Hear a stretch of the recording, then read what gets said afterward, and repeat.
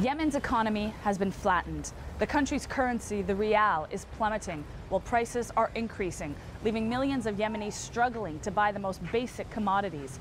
Education, healthcare, even petrol is out of reach for millions of Yemenis, worsening the already dire humanitarian conditions here.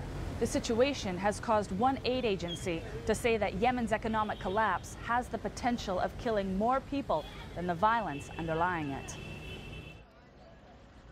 Many of Aden's markets are still bustling, even if many are simply window shopping.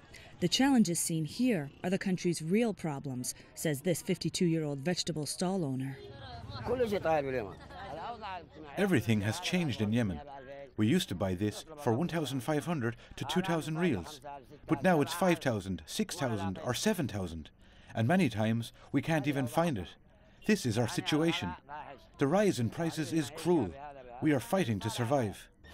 Yemen's heavily dependent on imports have all but stopped due to the country's insecurity and blockades of ports and roads, making the even most basic items hard to find and afford.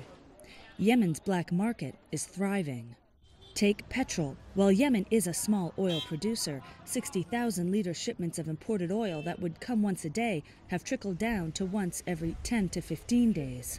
In August, Yemen exported its first shipment of newly produced crude oil since the war broke out back in 2015. Quite a milestone for the Arab world's poorest nation. Yet, as cars sit idle across Yemen, many citizens are asking themselves, where's the oil for their own country? It's very hard, very hard. There is no gas. It's all a black market. Smuggled petrol is 8,600, but it's sold inside the stations as legal gas. The regular price should be 6,600, but that is still expensive.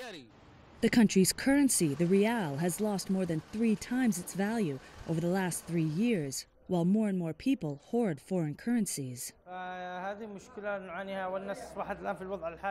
When businessmen don't find foreign currency in the market, they must buy it on the black market at higher prices.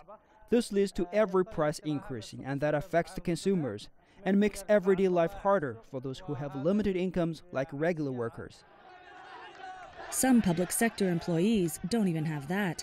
Yemen's central bank is struggling to pay salaries, sparking protests across the south against the government, who many blame for the country's deteriorating situation.